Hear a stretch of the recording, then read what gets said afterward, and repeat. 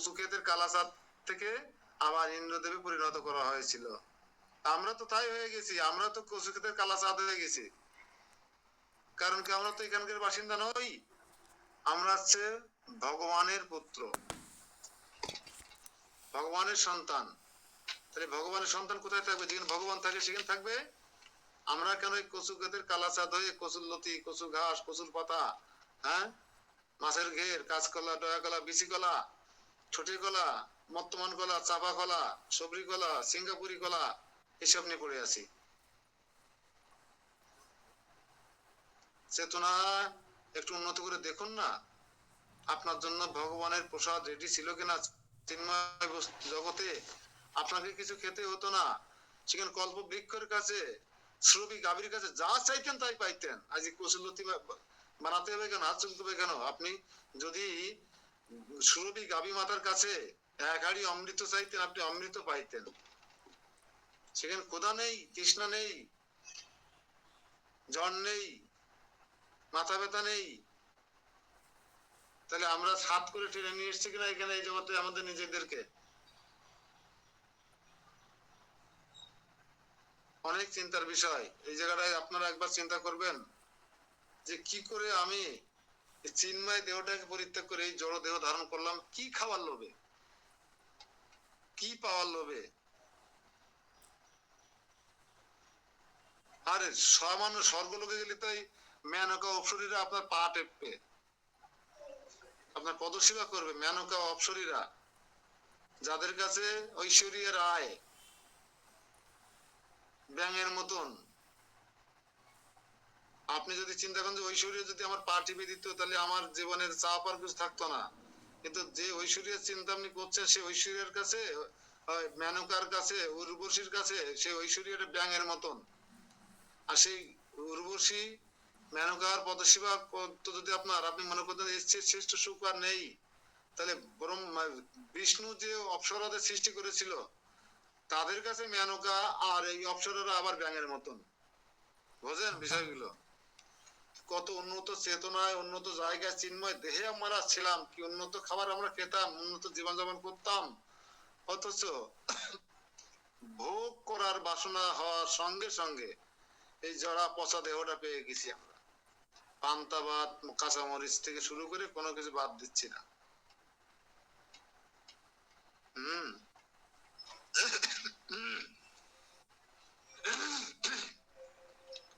এই জন্য আমাদের এই বিজ্ঞান যোগ পড়লে, চেতনার উন্মেষ যদি ঘটে, তাহলে বুঝতে পারছি আমি কি ছিনু আর কি হনু, আমি কি খেতাম আর কি খাচ্ছি, কোথায় থাকতাম আর কোথায় থাকছি, কার সঙ্গ করতাম আর কার সঙ্গ করছি, এটা আপনারা বুঝতে পেরে যাবেন। অত্যন্ত কঠিন একটা জিনিস।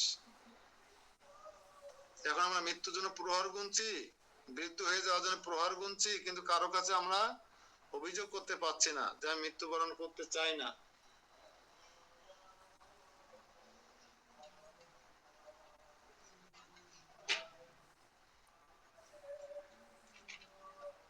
এই জন্য নিজের চেতনাকে সমুন্নত রাখার চেষ্টা করবেন, দেখবেন অনেক এগিয়ে যেতে পারবেন। এখানে বলছে ভগবত সেবা পরায়ণ। চার প্রকার শুদ্ধ অশুদ্ধ ভক্তের যখন অভিষ্ট সিদ্ধ হয় এবং ভগবানের অহেতুকী কৃপার ফলে পূর্ণরূপে কৃষ্ণ ভবনামিতে লাভ করে, তখন তারাও ভগবানের দিব্য সাহসর্য লাভ করে। এই চার প্রকার অশুদ্ধ ভক্ত কারা?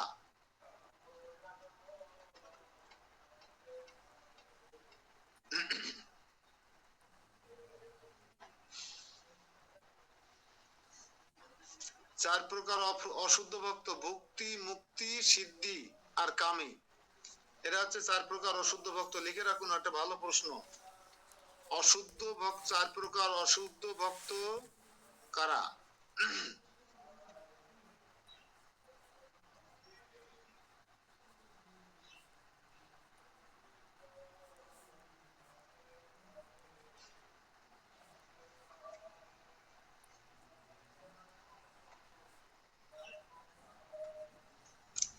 চার প্রকার অশুদ্ধ ভক্ত হচ্ছে ভক্তি, মুক্তি, সিদ্ধি, কমা দিয়ে লিখবেন, আর কামী।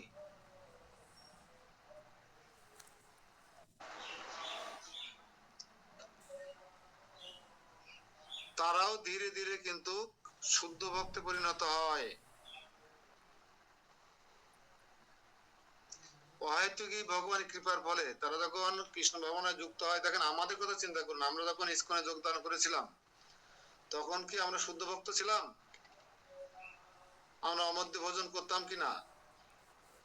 ইচ্ছা মতন যৌন সুখ উপভোগ করতাম কিনা? একাদশী পালন করতাম না, ব্রত আদি করতাম না, এমন পরিবেশ থেকে আমরা আস্তে আস্তে উঠে এসেছি কিনা? এই তো সেদিনকার কথা, চোখ বন্ধ করে দেখুন না। তো প্রথমে ইসকনের ভক্তরা আমাদেরকে জপের মালা দিয়েছে, একটা গীতা পড়তে দিয়েছে, কিছুদিন পরে তুলসী মালা গলায় পরিয়ে দিয়েছে,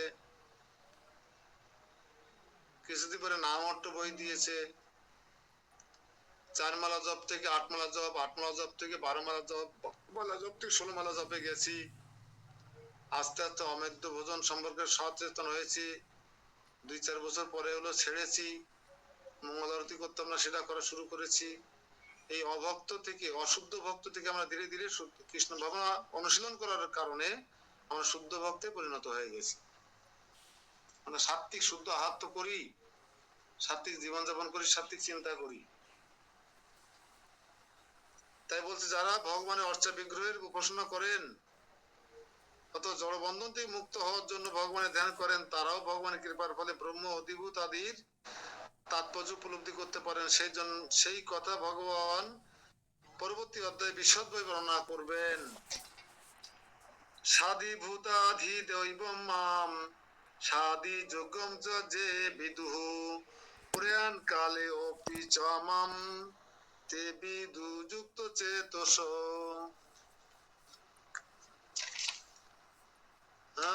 শেষ শ্লোক এটা। যারা অধিভূত তথ্য, অধিদৈব তথ্য ও অধিযোগ্য তত্ত্ব সহ আমাকে পরমেশ্বর ভগবান বলে অবগত হন, তারা আমাতে আসক্ত চিত্ত, এমনকি মরণকালেও আমাকে জানতে পারেন। বোঝা গেল? ভগবান বলছে অধিভূত তত্ত্ব, অধিদৈব তত্ত্ব, অধিযোগ্য তত্ত্ব সহ আমাকে যারা পরমেশ্বর ভগবান বলে অবগত জানেন, তারা আমাতে আসক্তি চিত্ত। আমার তো ভগবানে আসক্তি হয় না। আমার ভগবানে আসক্তি হয় না কেন আমি জানি না। আমার শুধু মোবাইলে আসক্ত, এই দিকে ওদিক ছুটাছুটির প্রতি আসক্ত, ভগবানের প্রতি আসক্ত হচ্ছে না। তাহলে আমি অধিভূত, অধিদৈব, অধিযোগ্য তত্ত্ব বুঝতে পারিনি, অবগত হতে পারিনি। অত সহজ বলে মনে হয়নি আমার কাছে, আর আমার সেটা হয়নি। তাই ভগবানকে মরণকালে স্মরণ করা কত কঠিন তা আমরা বারবার আলোচনা করেছি। যখন মৃত্যুকাল উপনীত হয় একজন অভক্তের বা অশুদ্ধ ভক্তের, তখন 40,000 কাকড়া বিছা পোকা কি করে?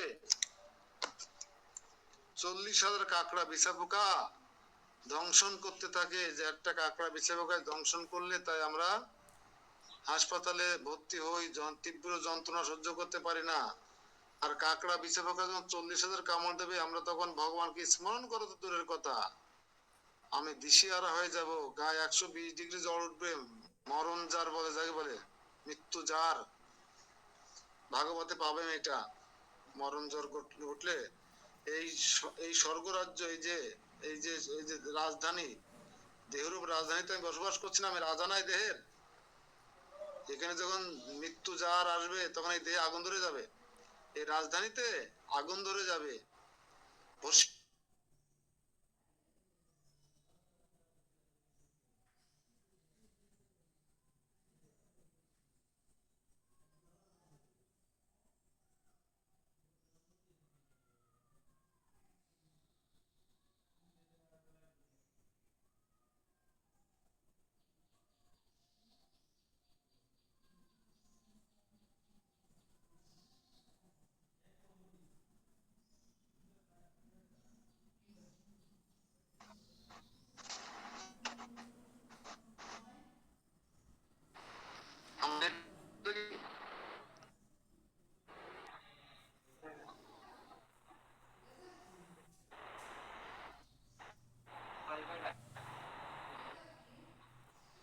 ডাটা আছে না ওয়াইফাই চলে গেছিল। কোথায় আলোচনা করছিলাম যেন? মৃত্যু জ্বর।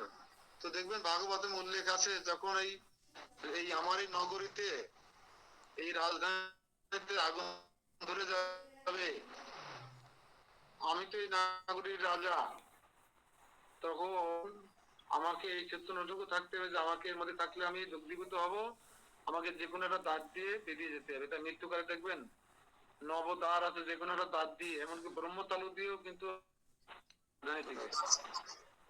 ব্রহ্মতালু দিয়ে বেরোবে কারা? যারা নিরাকারে উপাসনা করে।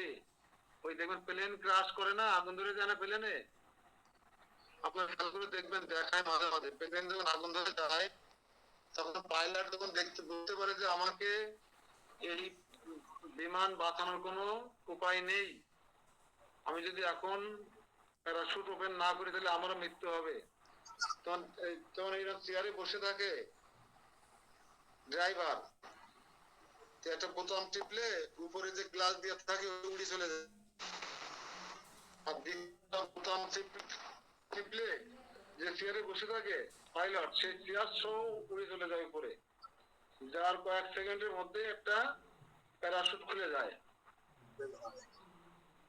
তাহলে আপনারা বলুন যে একজন ড্রাইভার, পাইলট কেন এত দামি বিমানটাকে ছেড়ে নিজে বাঁচার জন্য বোতাম টিপে দিল,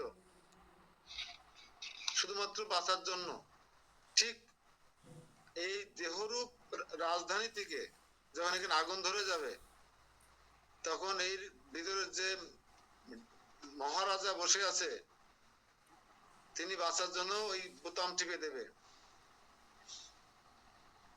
প্যারাশুট খোলার জন্য। কিন্তু এক একজনের এক এক দাঁত দিয়ে বেরোতে যোগ্যতা অনুসারে। যদি নিম্ন স্তরের প্রাণী হয় বা নিম্ন চেতনার ব্যক্তি হয় তমগুণে, তাহলে তার গুজ্জ দাঁত দিয়ে তার প্রাণবায়ু বেরোবে পায়খানা রাস্তা দিয়ে। বোঝেন? এগুলো পড়েছেন কখনো? কারো চোখ দিয়ে, কারো নাক দিয়ে, কারো গাল দিয়ে, কারো কান দিয়ে, বিভিন্ন জায়গা দিয়ে কিন্তু এই নবতারে যে কোনো তার দিয়ে প্রাণবায়ু বেরিয়ে যায়। কিন্তু যদি কেউ ভগবানের শরণাগত হয়ে কৃষ্ণ ভাবনায় শুদ্ধ ভক্ত হতে পারে, তাহলে মৃত্যু তার এরকম হয় না। তখন ভগবান নিজে, মরণকালে ভগবান নিজে তার সামনে পুষ্প রথ নিয়ে দাঁড়িয়ে থাকে। একটা সিংহ যেমন তার শিশু বাচ্চাটাকে এক স্থান থেকে আর এক স্থানে স্থানান্তরিত করবার জন্য কামড়িয়ে ধরে নিয়ে যায় গাল দিয়ে, তো শিশুটা তো মারা যাওয়ার কথা। একইভাবে যখন হরিণের বাচ্চাটাকে ধরে আর নিজের বাচ্চাকে ধরে, পার্থক্য আছে কি নেই? একজন সিংহ যখন হরিণের বাচ্চাকে ধরে, তখন একটা ক্যাক শব্দ হয়, হওয়ার পরে একটা ছিটা দেয়, যে হাত পা ছড়ে ছটপট করে, তারপরে হরিবল হয়ে যায় হরিণের বাচ্চাটা। ঠিক একই গাল দিয়ে যখন নিজের বাচ্চাটাকে ধরে সিংহ অন্য জায়গায় নিয়ে যায়, ক্যাক করে উঠে মারা যায় সিংহের বাচ্চা? না, সিংহের বাচ্চা মারা যায় না। মা যখন গালে করে নিয়ে যায়, বিড়ালের বাচ্চা যখন বিড়াল মা নিয়ে যায়, তখন মারা যায় না। বিড়ালের বাচ্চা ধরে সিংহ বাদ দেন, বিড়ালের যখন বাচ্চা হয় এক ঘর থেকে আরেক ঘরে নিয়ে বেড়ায় না গালে করে, মারা যায়? সুড়সুড়ি আনন্দ পায়, হাসে। একই দাঁত দিয়ে যখন বিড়াল ইঁদুর ধরে, তখন ক্যাক করে একটা শব্দ হয়, আর ছটফট করতে করতে কয়েক সেকেন্ডের মধ্যে মারা যায়। তা আমরা যদি ভগবানের নিকটে প্রিয় পাত্র হতে পারি, শুদ্ধ ভক্ত হতে, তাহলে আপনাকে যেমন রাস্তাকে নিয়ে যাচ্ছেন কাল, ঠিক আপনাকে এরকম যখন ভগবান নিতে আসবে, তখন কোনো ব্যথা বেদনা দুঃখ কষ্ট কিছু আপনাকে স্পর্শ করতে পারবে না। আপনি মৃত্যুর মাথার উপরে পা দিয়ে ভগবানের পুষ্পরথে উঠে যাবেন, যেভাবে ধ্রুব মহারাজ উঠেছিলেন। বোঝা গেল? আর যদি আপনি যমরাজকে আহ্বান করেন মৃত্যুকালে, আসলে এই জগতের মানুষ কাকে আহ্বান করছে মৃত্যুকালে? ভগবান কেন যমরাজকে? আমি তো মনে করি সবাই আমরা যমরাজকে আহ্বান করছি যে আসুন আমার মৃত্যুকালে আপনি আসুন, ভগবানের আসার দরকার নেই। আরে যমরাজ তো নিজে আসবে না, তার দূতদের পাঠাবে। আর যমরাজের দূতরা যদি আসে আপনাকে নিতে আসে, তার পরিণতি কতটা ভয়ানক হবে বুঝতে পারছেন। এজন্য কেউ জেনে শুনে যমরাজকে নিমন্ত্রণ করবেন না, কেউ জেনে শুনে যমরাজকে নিমন্ত্রণ করবেন না। হ্যাঁ, তাই এখানে আমরা দেখেছি কৃষ্ণ ভাবনায় ভিতরে যে মানুষ ভগবানের সেবা করেন, তিনি কখনোই পরমেশ্বর ভগবানকে পূর্ণরূপে উপলব্ধির পথ থেকে বিচ্যুত হন না। কৃষ্ণ ভাবনার অপ্রাকৃত সান্নিধ্য লাভ করার ফলে মানুষ বুঝতে পারে যে ভগবান হচ্ছেন সমস্ত জড় জগতের নিয়ন্তা, এমনকি বিভিন্ন দেব দেবীরাও তার দ্বারা নিয়ন্ত্রিত হচ্ছে। এভাবেই অপ্রাকৃত সান্নিধ্য লাভ করার ফলে ধীরে ধীরে পরমেশ্বর ভগবানের প্রতি মানুষের বিশ্বাস সুদৃঢ় হয় এবং মৃত্যুর সময় এই ধরনের কৃষ্ণ ভাবনাময় ব্যক্তি শ্রীকৃষ্ণকে বলেন না। বোঝা গেল? আমরা যে পর্যায় থেকে এই পর্যায়ে এসেছি না, এটাকে যদি আরো সুদৃঢ় করতে পারি তাহলে আমরা কখনো মৃত্যুর সময় ভগবানকে ভুলবো না। বোঝা গেল? আর এইটা হচ্ছে ফাইনাল খেলা। আমরা ভক্তি জীবন করছি কেন? কে বলতে পারে? মিনু, মিনু আছো নাকি?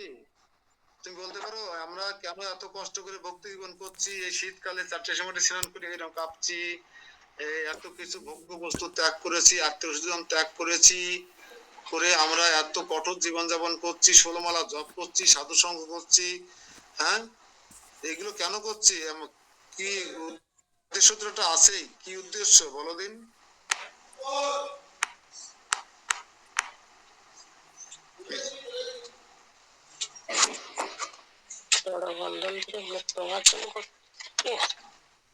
নমিতা মাতাজি বলতে পারবেন? আমরা ভক্তি জীবনে এসে এত কষ্ট ক্লেশ এত ত্যাগ স্বীকার কেন করছি?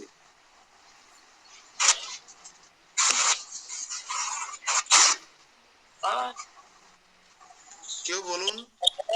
হরে কৃষ্ণ, প্রণাম। প্রণাম। প্রভু অন্তিমে কৃষ্ণ প্রেম লাভ করে যাতে ভগবান সেই জন্য এত কষ্ট, এত কিছু। আবার বলেন, আবার বলেন। প্রভু অন্তিমে কৃষ্ণ প্রেম লাভ আর কি, তারপরে ভগবত ধাম। হ্যাঁ, মানে আমরা মূলত একটা আর সবচেয়ে ফাইনাল খেলার চিন্তা, ফাইনাল খেলা আমাদের ফাইনাল খেলার জন্য। আর ফাইনাল খেলাটাই হচ্ছে কি? মৃত্যু। আর সেই মৃত্যু কালে যেন আমরা যমরাজকে নিমন্ত্রণ না করি, আমরা জন্য কৃষ্ণকে নিমন্ত্রণ করি। কৃষ্ণকে নিমন্ত্রণ করা লাগে না। আপনি যদি তার হয়ে যান না, তাহলে সে আপনার হয়ে যাবে। আর আপনার মৃত্যুকালে সে পুষ্প রথ নিয়ে এসে আপনার পাশে বসে থাকবে। কারণ সেও তো একটা নিয়ম মেনে চলতে হয় তাকেও, যেহেতু তিনি সমস্ত নিয়ম সৃষ্টি করেছেন, তাকেও একটা নিয়ম মেনে চলতে হয়। তাই আমরা এত কষ্ট করছি, মাছ মাংস কত কিছু ত্যাগ করে ভক্তি জীবনের শুদ্ধ সাত্বিক স্তরে উঠে শুদ্ধ ভক্ত হয়ে কৃষ্ণ প্রেম লাভ করবার জন্য, কৃষ্ণ সেবা করবার জন্য, কৃষ্ণ প্রেম লাভ করা মানেই তো একটা সুন্দর মৃত্যুকে আলিঙ্গন করা। হ্যাঁ, কৃষ্ণ প্রেম লাভ করা মানেই তো যমরাজকে বিদায় দেওয়া, একটা সুন্দর মৃত্যুকে আলিঙ্গন করা এবং কৃষ্ণরূপ মৃত্যু লাভ করা। আমরা সবাই কৃষ্ণরূপ মৃত্যু লাভ করতে চাই, কালরূপ মৃত্যু কেউ লাভ করতে চাই না। তাই আমরা যদি কৃষ্ণরূপ মৃত্যু লাভ করতে চাই, কৃষ্ণ আমাকে যদি পুষ্প রথে করে নিয়ে যেতে চান, তাহলে আমাদেরকে শুদ্ধ ভক্ত হতে হবে। আর শুদ্ধ ভক্ত হতে গেলে আপনি যা খুশি তাই করে কখনো শুদ্ধ ভক্ত হতে পারবেন না। শুদ্ধ ভক্ত হতে গেলে আপনাকে গীতা, শ্রীমদ ভগবত গীতার 9ম অধ্যায়ের 26তম শ্লোকের আলোকে জীবন পরিচালনা করতে হবে। পত্রং পুষ্পং ফলং তহং যো মে ভক্তা প্রযচ্ছতি তদহং ভক্তবৃত্তম অস্নামি প্রযত্তনম। বিশুদ্ধ চিত্ত শুদ্ধ ভক্ত নিষ্কাম চিত্তে, এইটুকু নিচে আন্ডারলাইন করতে হবে। এই জায়গায় আপনাকে উপনীত হতে হবে, এই যোগ্যতা আপনাকে অর্জন করতে হবে। কি যোগ্যতা? বিশুদ্ধ চিত্ত শুদ্ধ ভক্ত নিষ্কাম চিত্তে একটা ফল একটা ফুল একটা জল একটু অর্পণ করে পত্র, আমি তার সেই ভক্তিগুলো তো উপহার প্রীতি সহকারে গ্রহণ করি। আমাদের বিশুদ্ধ চিত্ত শুদ্ধ ভক্ত হতে হবে। শুধু ভক্ত সাজলে হবে না আমার মতন, এই অধ্যায়ে নানা বিষয় নিয়ে আলোচনা করা হয়েছে, কিন্তু আর্ত, জিজ্ঞাসু, অর্থার্থী, ব্রহ্মজ্ঞান, পরমাত্মার জ্ঞান, জন্ম, মৃত্যু, জরা, ব্যাধির হাত থেকে মুক্ত হওয়ার উপায় এবং ভগবানের আরাধনা, এইসব বিষয়ে ব্যাপক আলোচনা করা হলো। তবে যিনি যথার্থ কৃষ্ণ ভাবনামৃত লাভ করেছেন, তিনি অন্য কোন পদ্ধতিকেই কোন রকম গুরুত্ব দেন না। অন্য কোন পদ্ধতিকে তিনি গুরুত্ব দেন না। যেমন রামকৃষ্ণ মিশন বা অন্যান্য যারা একটা সম্প্রদায় আছে, ওরা তো ভগবানকে চেনে না, ওরা কালী মাতাকেও ভালো করে সেবা করে না, ওরা রামকৃষ্ণ পরমাংশদেব আর তার স্ত্রীর মূর্তি বানায়, বড় বড় মন্দির তৈরি করে করে তাদেরকে মাছ দিয়ে ভোগ লাগায়। দেখবেন মিশনে খোঁজ গেছে, স্বামী বিবেকানন্দ কখনো প্রসাদভোজী হতে পারেনি, বা তিনি বলে গেছেন বটে কিন্তু নিজে হতে পারেননি।